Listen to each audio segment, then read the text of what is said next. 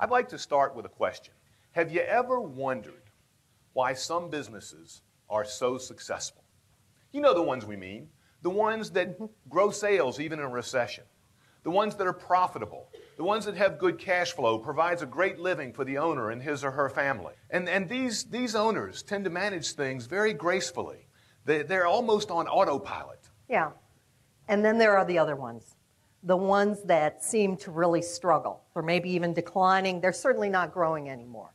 And their profitability, well, if they ever were really profitable, that's probably gone down too. And it's not that they don't have good ideas. No, they have really good ideas. They have good products. They have good services. And they work really, really hard. But it doesn't seem to matter. It doesn't matter how much they work. They can't seem to get their business to click into gear. So we wondered, what's the difference between these two types of businesses? What makes some so successful, and why do others struggle? So for the past 15 months, Polly and I have been on a really exciting journey. Right, and what we found were some patterns. Which is good, because if you don't find patterns, it's hard to write a book. Yeah, it really is. But really, what we want to talk to you about today is two things that we found. First of all, what we found was that as businesses grow and change, the principal or the owner of the company has to let go of some tasks, some things that he or she did previously in the business. The owner is going to have to let go for the company to grow. So here's what we learned. To be truly successful, principals must let go as they grow their business. And so there are a couple of things. When you move from micro to small, the principal's got to let go of doing the primary work of the business. Right. And then when you go from small to mid-size, you're going to give up the tactical decision-making and hiring and managing the frontline workers. There's another thing we learned. We learned that the principal's skill set changes dramatically. So as they let go of certain things, they're going to pick up other responsibilities. But as you go to small, it's really based on how well do you hire those people and then manage them, because now they are the ones that are doing the work of your business. And by the time you get to mid-size, you're now managing managers. You have to manage an enterprise, and you have to put that infrastructure in place to allow you to be able to delegate. Right. So what does this mean for you? Because we've been up here talking about everything we've learned over the last several months. The first question we'd ask you to ask yourself is, in what stage is my business? Are you a micro business? Are you a small business? Or are you a mid-sized structure? And probably more importantly, what stage should you be?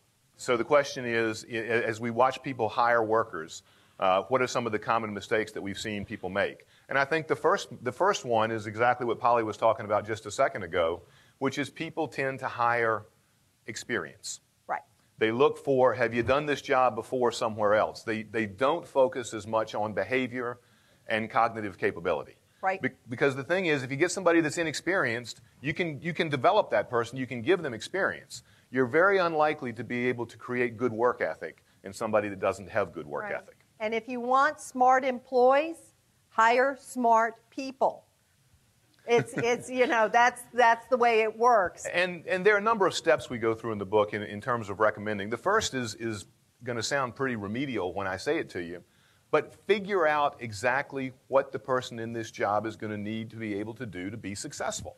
What are the most important characteristics? It's amazing to us the number of folks that charge out there with little more than a job description and say, well, I want to hire a salesperson. Or not even a job description. I'm just going to go out and hire somebody, but they really haven't thought through what they need. The second thing is figure out what it is that you have to offer. So figure out what is unique about your organization and what you can do for employees. There are people out there that want that experience of working for a smaller organization. You get to wear more hats. And we also say the third piece of advice we give is cast a broad net with a narrow focus. So back to your question, one of the things that we saw people do is they would have a very narrow focus when it came to hiring. And typically what that meant is they hired friends and family. Right. Now, it's possible that your friend or your family member is actually the best person for the job, but not likely. Probably not likely. And it also can create some tension because things can go south, and they sometimes do go south. Right. And can you imagine being at Thanksgiving and saying, Cousin Fred, sorry I had to fire you, please pass the turkey. Yeah.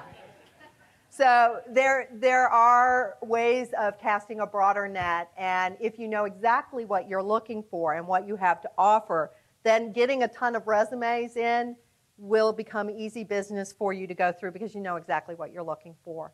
All right, well, we're out of time right now. We'd love to talk more, and we'll hang out for a little while. Thanks very much. But thank you.